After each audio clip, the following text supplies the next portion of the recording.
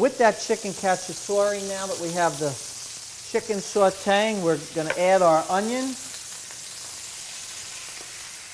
and our garlic and our potatoes. And Adam will continue sauteing that around. One more ingredient is those green olives that I talked about. Living in California, Uncle Mickey had some olive trees, and he used to cure his own olives. And that was always a great treat when I was out there. Now I do it myself, and I always think of him when I'm doing it. You know, this is the way you preserve memories, is to relive them with what people have taught you, and really that's just tradition. And we're always very protective of tradition. I like to say kind of a phrase I stole from Julia Child, and that's tradition. Without tradition, you have no soul. You also have to watch what you're doing, because without fingers, you know, it's a little more difficult to do this. Not impossible, though, might I say. So, perfect your knife skills and make sure that you're always watching what you do. When you scrape things off your board, use the opposite end of the knife. See, I'm using the back. How are those pork chops doing? Looking good, Dave. Looking good? Looking good. Nice and golden brown on one Oh, side. beautiful, beautiful. Getting ready to throw the onions in. You know what? Yeah, I think we can. You know what, Adam? Start to We need. break these apart and put them right over the pork. Okay. Here's our onion soup that's cooking nicely.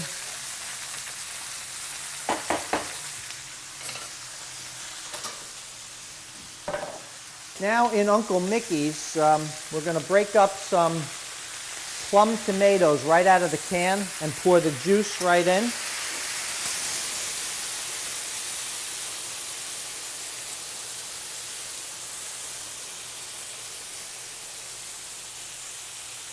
I'd go out to work in California. I used to work for a corporation and had an office out there, and had to frequently go out there. And instead of staying in a hotel, I would always stay with Uncle Mickey and of course Aunt Marie, who was still out there.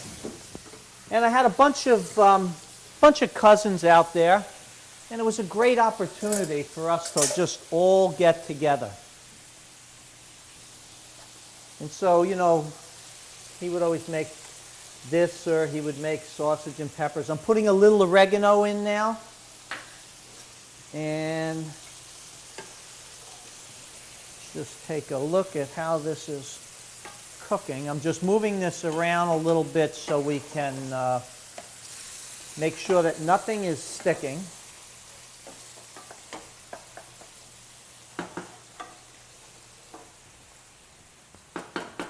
I think the only other thing I'm going to do to this is to add a tiny bit of water, just to make sure that we have enough liquid in there to cook. And then I'm going to give it a cover.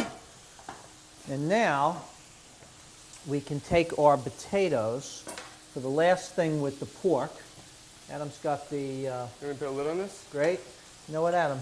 Put some of this right on top. Okay. This is some tomato soup. Now I'm going to take these potatoes, and what I want to do is to slice them up nice and thin. So what I have to do is get a couple of slices and then put the guard on, because the last thing you'd want to do is deli slice the palm of your hand or your fingertips. So this mandolin allows me to slice them nice and thin. Once I get it nice and flat where it's sitting on the mandolin carriage, then I can put that guard on so I'm not in any risk of slicing down my fingers. Okay.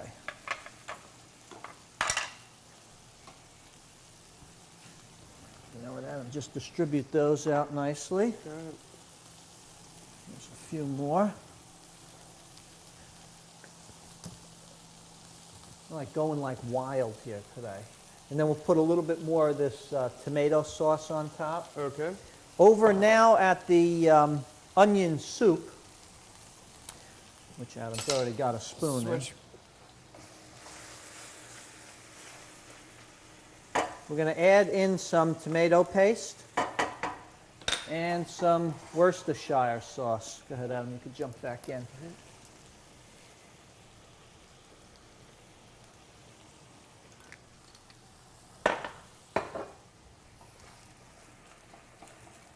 So we have onion that we sauteed, and to keep it a little bit light, although my recipe calls for doing it in butter, we did it in a little bit of olive oil. We sliced up some onions. We put some tomato, we sauteed those onions until they were tender. We put some tomato paste, little Worcestershire sauce, and now the last thing that I'm doing is putting in some beef stock. Adam, give that a nice stir. Okay. And I'm going to crank up that back heat. And what I'm going to do is add a little bit more water to this tomato soup. You can make your own tomato soup, or you can use your favorite canned variety. Just read the label, see who has the most sodium and that kind of thing. A little bit more water and soup in there. And then, Adam, throw that lid right on this.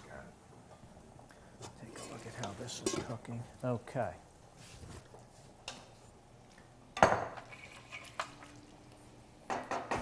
Now, Adam, Yeah, it is. take, where's our bread? Got it? Get a serrated knife and cut some big long slices, you know, on your side with this. Okay. And what I'll do is I'm going to take a new board. I'll save that one in case I think about something else I have to slice up. And we're going to prepare the dish we're making out of the onion soup, which is going to be one with flank steak. I've taken a flank steak and I've simply salted and peppered it and put it under the broiler and broiled both sides. Let me give my knife a little rinse.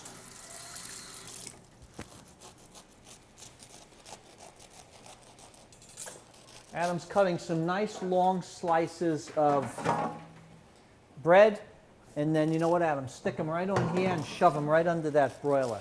Okay. Got it, Dave.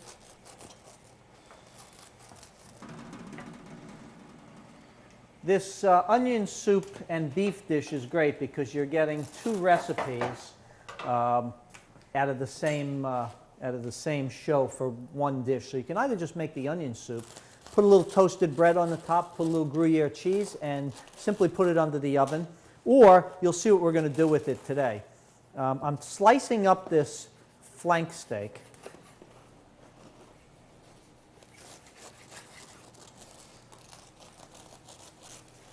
And as you can see, we're nice and pink here. Let me just turn a little bit so you can get a better bird's eye view of this.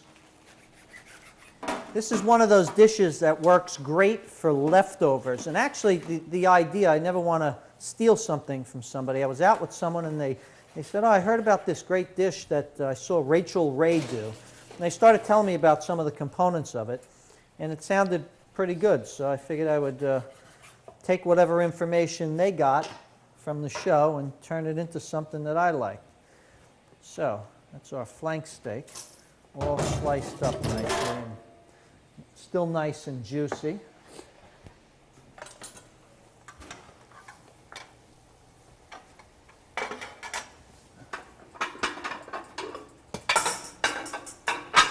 And we'll just have to keep an eye on that bread. Okay, so we have a bunch of stuff going on. These pork chops, my mom and dad always made when I was a kid. Simply sauteed pork chops. You get them all sauteed, you slice up some onion, you slice up some potato, you put in some tomato soup, and then you just cook it until those potatoes and onions are all nice and tender. And my mom would serve that, and sometimes she would serve rice or even some wonderful egg noodles on the side. Oh, we had one slipping out. That's great. That's working real nice. Let's try Uncle Mickey's chicken cacciatore. We getting Almost toasted? Dave. All right. One more second.